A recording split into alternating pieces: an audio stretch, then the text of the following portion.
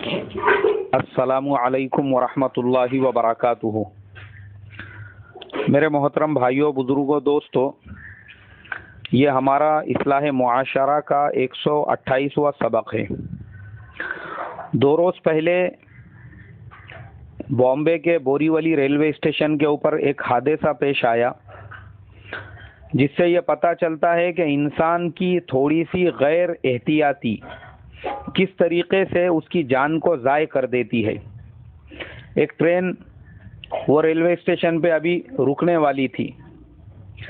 अभी गाड़ी में स्पीड थी, वो पूरी तरह से रुकी नहीं थी। उससे पहले ही एक नौजवान वो एक डब्बे में से बाहर उतर गया और चलती ट्रेन में से अपना सामान उतारने लगा।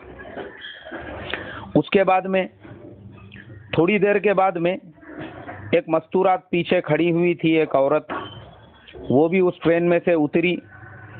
और उतरने के बाद में, क्योंकि ट्रेन अभी रुकी हुई नहीं थी, चल रही थी, चलती ट्रेन में वो अपने बैलेंस को काबू में नहीं कर सकी और नीचे जो मर्द खड़ा हुआ था उससे टकरा गई और टकराने की वजह से प्लेटफॉर्म और ट्रेन के बीच में आके अंदर चली गई। अब वो मर्द उसको खींच रहा है, उसको वो कंट्रोल नहीं कर सका और वो पटरियों के दरमियान में आके 5 सेकंड या उससे कम वक्त के अंदर दुनिया से चली गई।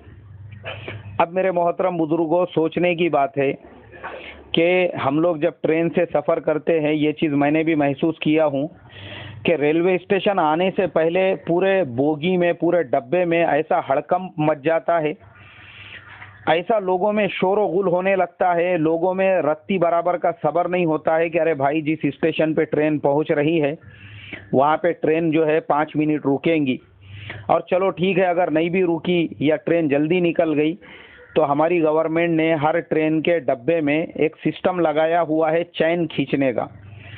आपको अगर नहीं उतरना हुआ है, गाड़ी निकल रही है, आप चैन खींच सकते हैं। यानी अपनी जान को जोखिम में डालना, ये अपनी जान के साथ में खिलवाड़ है। अभी आप सोचो कि बोरीवली स्टेशन बॉम्बे के उन बड़े स्टेशनों में शुमार होता है जिन स्टेशनों के ऊपर हर बड़ी गाड़ी रुकती है, यहाँ तक कि शताब्दी एक्सप्रेस, उस गाड़ी को बड़े बड़े ज़िलों पर स्टॉप नहीं है, लेकिन उसको भी बोरीवली रेलवे स्टेशन के ऊपर स्टॉप है। उसकी वजह यह है कि वेस्टर्न लाइन का सबसे बड़ा रेलवे स्टेशन जो है दादर के बाद में, वो बोरीवली ही है। हर गाड़ी रुकती है और तकरीबन जो है 5-5 मिनट रुकती है, मगर चूंकि ऐसा मैदान हशर के जैसा हमारा नफ्सा नफ्सी का आलम होता है कि पता नहीं मुझे उतरने को मिलेगा या नहीं मिलेगा, लोग ऐसी बेचैनी में मुब्तला होते हैं और मुब्तला होने के बाद में ऐसा एक दूसरे के ऊपर टूट पड़ते हैं स्टेशनों के ऊपर, और उतरने के लिए बेचैनी, कभी कभी जो है बैग के बंद टूट जाते हैं, कभी कभी हैंडल टूट जाता है। यही गहमा गहमी के अंदर, यही जो है गड़बड़ के अंदर, और बाज़ औक़ात ऐसे हादसे होते हैं। ये जो हादसा है हम देख रहे हैं कि एक बहन बेचारी, वो अपनी जान उसने गंवा दी। अगर वही बहन और 1 मिनट का सब्र कर लेती तो शायद वो आज दुनिया के अंदर बाकी रहती थी, मगर सब्र नहीं किया उसने।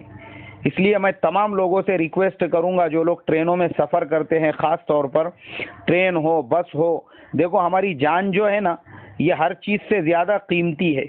आपकी ट्रेन अगर छूट गई, दूसरी मिल जाएंगी, चलो ठीक है, वो बोरीवली से निकल भी गई अगर ट्रेन, तो वो दादर पे रुकने वाली है, और नहीं अगर दादर पे रुकी तो बॉम्बे सेंट्रल पे उसको पूरे मुकाम के साथ में रुकना है।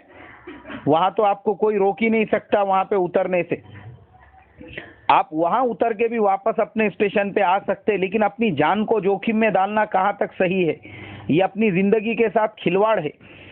और मैं आपको बताता हूँ, खुद मेरे सामने एक हादसा ऐसा इससे पहले पेश आ चुका है। एक लड़की, मैं भी बॉम्बे से ही आ रहा था, पूना रेलवे स्टेशन पे अभी प्लेटफॉर्म आ गया। एक लड़की वो मेरे आगे खड़ी हुई थी, डब्बे में से उसको उतरने का था। उसके एक हाथ में मोबाइल फ़ोन, वो बात कर रही है, कंधे पे बैग लटका हुआ है और हैंडल उसने एक हाथ से पकड़ा हुआ है।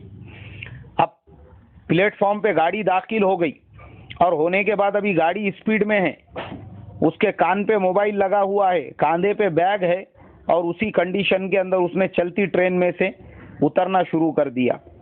अब कितना भी बोले तो लेडीज़ है, मस्तूरात है, अल्लाह ताला ने जो है आपको बनाया नाजुक एकदम कांच के जैसा, तो अपनी हिफाजत आपके ऊपर फर्ज है। वो अपनी हिफाजत नहीं कर सकी, उतरने के फौरन बाद में उसी टाइम पे डब्बे और प्लेटफॉर्म के बीच में आई, बिल्कुल मेरे सामने की बात है। वो तो अल्लाह का बहुत बड़ा फजलो करम और एहसान हुआ कि हमारा एक चाय बेचने वाला जो भाई था बेचारा, उसने फौरन उसी टाइम पे एकदम एक्टिव होकर एक्शन लिया और भागते हुए आकर उस लेडीज को जो है अपने दोनों हाथ उसके दोनों हाथों के नीचे डाल के पूरी ताकत से खींच लिया, तो वो जिंदा बच गई। उसके कपड़े वगैरह फट गए लेकिन उसकी जान बच गई, बहुत सारी खरोंचे वगैरह उसको आई। लेकिन मैं ये कहता हूँ कि गड़बड़ काय के लिए? अरे भाई, जब प्लेटफॉर्म में ट्रेन दाखिल हो चुकी है, वो रुकने वाली है, आप अपनी जान से खिलवाड़ क्यों कर रहे हैं? और मैं हमारी मुसलमान माँ बहनों को भी देखता हूँ जो ट्रेनों वगैरह के अंदर सफ़र करती है, तो ख़ास तौर पे मैं रिक्वेस्ट करूँगा हमारे उन भाइयों से जो अपने साथ में मस्तूरात को औरतों को लेकर सफ़र करते हैं, अगर हमारा सफ़र लंबा है तो हम पहले से रिजर्वेशन वगैरह बनाकर सफ़र करें, पूरे एहतियात के साथ में, पूरे इत्मीनान के साथ में। होता ये है कि हम लोग खाने पीने पे करोड़ों लाखों रुपये खर्च करते हैं, शादी ब्याह पे लाखों रुपये खर्च करते हैं, ज़ेवरात पे, दिखावे पे, कपड़ों पे, सब पे, लेकिन हमारा जो स्टैंडर्ड ऑफ द लिविंग है, ज़िंदगी जीने का जो तरीक़ा, वो आज भी इतना निचली सतह का है कि हम अपने साथ मस्तूरात को ट्रेन में जा रहे हैं, उसमें जगह नहीं, लटके हुए हैं। पूरी हमारी माँ बहनें जो है वो गैर मर्दों के दरमियान में ऐसी उनके बीच में आ चुकी है और सब बेपर्दगी का माहौल हो रहा है। ये चीज़ें देखकर इंसान की तबीयत में एकदम कुढ़न पैदा होती है कि अरे भाई, हम लाखों रुपये जब दावतों पे खर्च कर रहे हैं, जेवरों पे खर्च कर रहे हैं, तो चंद रुपये, मैं आपको बता दूं, दुनिया में सबसे सस्ता ट्रेन का टिकट वो इंडिया में ही है। सबसे सस्ती ट्रैवलिंग पूरी दुनिया में कहीं पर भी नहीं है। मैंने अरब मुल्कों का भी सफ़र किया हुआ हूँ, वहाँ पर मैंने देखा हूँ, अगर 2 किलोमीटर भी जाना है तो हमारे इंडिया के हिसाब से 150 और 200 रुपये खर्च करना पड़ते हैं। और हमारे मुल्क में अल्लाह तबारक व ताला ने इतनी आसानियाँ पैदा कर दी है कि आप अगर 1000 किलोमीटर का भी सफ़र कर रहे हैं तो आप जनरल टिकट में 200 रुपयों में कर सकते हैं। दुनिया में कहीं पे भी इतना सस्ता टिकट नहीं है। उसी को रिजर्वेशन में कन्वर्ट कर लेंगे तो ज़्यादा से ज़्यादा 400 से 500 रुपये होंगे। और खाने पीने पे हम लाखों जब उड़ा रहे हैं तो फिर हम सफ़र में हमारे साथ जब माँ बहनें हैं तो उनका रिजर्वेशन बना के पूरे एहतियात से क्यों सफ़र नहीं कर सकते?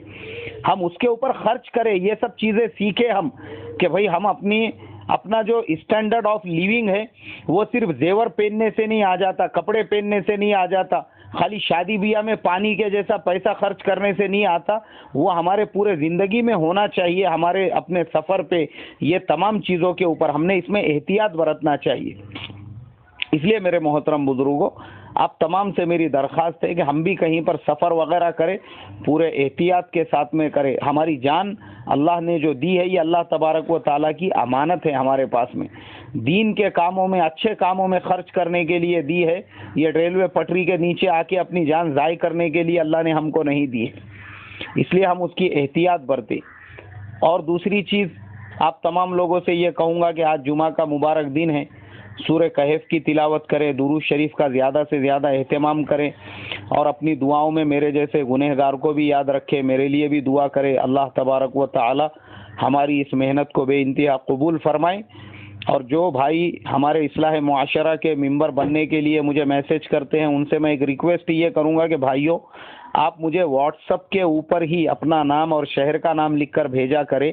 मुझे मेरे मोबाइल पर एसएमएस ना करें। वो एसएमएस आप करते हैं ना, वो एसएमएस वैसे पड़े हुए होते हैं, क्योंकि मैं कॉलिंग के लिए जो मेरा सादा सीधा एक हैंडसेट है वो इस्तेमाल करता हूँ, व्हाट्सएप मेरे दूसरे मोबाइल में यूज़ करता हूँ, तो वो उस मोबाइल से ये मोबाइल में नंबर मुझे मुंतकिल करने में काफ़ी दिक्कत होती है।